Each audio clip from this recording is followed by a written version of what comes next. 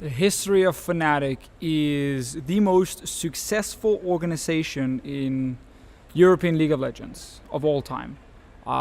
Season 1 World Champions, the very first original World Championship we had, obviously won by Fnatic with Xpeke on the team, Lamia, Melisande, some of these guys down the bottom lane that people probably do not remember or maybe even know because it's so many years ago.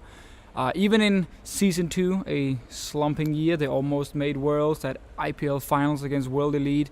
So Fnatic back in the days were always competing for some of the top spots.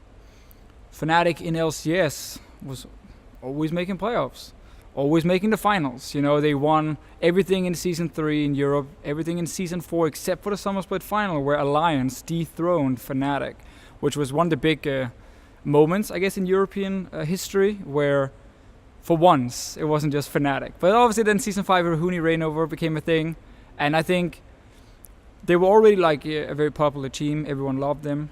Massive fan base, great history, big names like Xpeke, Soas on the lineup, Cyanide of course.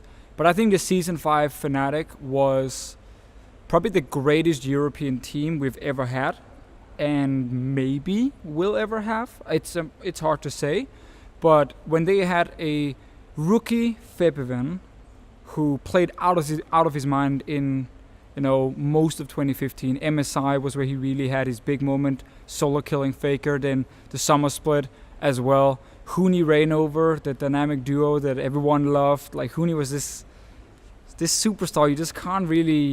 You can't copy him. There's never going to be another Huni, I feel like, in Europe.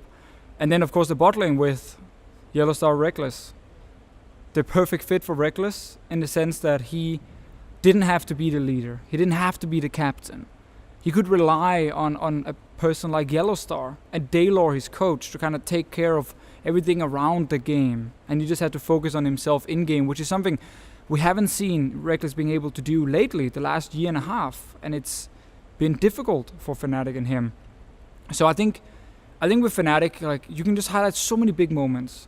I think every Fnatic fan will have one or two big moments where they're like, this was it for me. This is like why I became a Fnatic fan. And they might all be different because there were so many examples from winning Season 1, IPL Final, all these different things.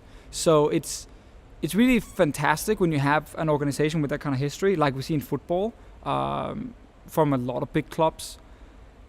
But then it's also really sad when the old kings become the old kings, because they could still be the kings.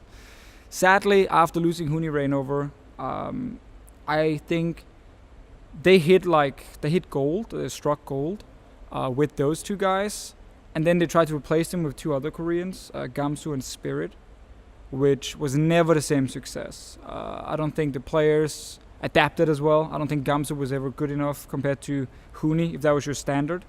So it's been kind of almost sad to see an organization fight to find the right lineup. For 3 splits now, 2 coaches have left, both mid-split, funny enough. Daylor didn't last the whole split. Nico de Pico didn't last this entire split. He was the man who replaced Daylor. Players have been swapped in and out. This all new European roster they built for this year. I like the idea. I like it, culture, fit, synergy, but it takes time to build. That's not one split. That's like a year, 2 years it takes to build all that up. So because they are Fnatic, because the name is Fnatic, you expect it to be super world-class team who will win in Europe, who will always compete for the final. And that kind of sucks for some of the players that you get that pressure on you. But that's the thing, when you sign with Fnatic or when you sign with Barcelona, Real Madrid in football, you're expected to compete for, the number 1 spot.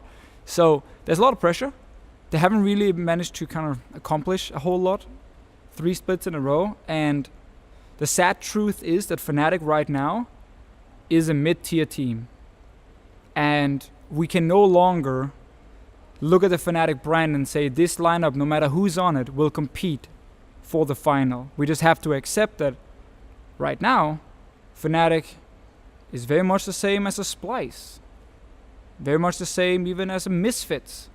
We can't expect them to always perform, and we have to just, look for the best. Well, the new kings, G2 Esports, came in obviously 2016. This young lineup. Perks was in there, Trick was the jungler. We were like, this guy, yeah, he played a few games over in Korea. Okay, he beat SKT in a BO3, so he's probably pretty decent, but we didn't really know what to expect. Kick is moved to the top lane out of nowhere. It was like, why is this guy top lane now? He's a jungler. And I remember them getting Emperor and being like, I don't know, 2 soul on that one. Hybrid was one of these up-and-coming talents, so there were some highlights, but there were also a lot of question marks. Youngbuck, it was his first coaching experience joining that team as well. It was all weird and new, but it was Ocelot's organization, so you kind of followed a little bit closely, or closer than normal. And then watching them in that spring split last year, that was fantastic. Because we had this team where we were like, is this like Fnatic of 2015? Where it's fast-paced, there are carries here who's not afraid of making the big flashy plays. And every game was just exciting. Even when they stumped someone, because there would be someone doing something crazy. I remember Perks and Trick just being the best duo we had in Europe, just from mid and jungle, and they were just insane. Rookie of the split and MVP of the split, obviously both of them. So when they entered there and they won the whole thing in Rotterdam, that was like one of the moments where you realized, okay, it's a new time. Fnatic didn't even make the final. Origin had been slumping all split long. They just made the final in the end. They peaked in the end, but they got beaten pretty easily, honestly, by G2. So it was one of those moments where you're like, okay, these old organizations or these old names on some of these other teams, they're no longer the hot stuff. It's some of these new guys on G2, like Trick and Perks, who you really should look at. The problem just for these new kings is very few people will accept that G2 Esports are a world-class team. And I think, judging on the international performances, that is fair. I think it's perfectly fine to say they're the kings of Europe. But you can't really call them kings when they're then playing against other teams at MSI, at Worlds. And that's the thing for G2 now. There's so much pressure on them whenever they go into any international tournament. Because no one wants to see the same thing where they disappoint, where they drop out, and everyone will get so mad if they don't actually beat the North Americans, the Chinese, and so on. Like, they have to succeed against everyone else, except for maybe the top Korean teams. That's the only place we can kind of be like, it's okay, G2, you tried. So I think a lot of people don't have the same feeling about G2 they had about Fnatic when Fnatic was the kings of Europe. Because Fnatic had proven internationally they could perform, they could represent your region, and G2 just have not proven that yet. So a lot of fans are kind of going into these tournaments, sitting back saying, I want Europe to do well, but I don't actually want to cheer for G2. But that can change. That can change. If they make MSI this split, and they make the final, or at least have a fantastic tournament where they beat a lot of the competition, then I think a lot of fans, a lot of European fans will be like, okay, they had a terrible international year before, but they have learned, they have improved.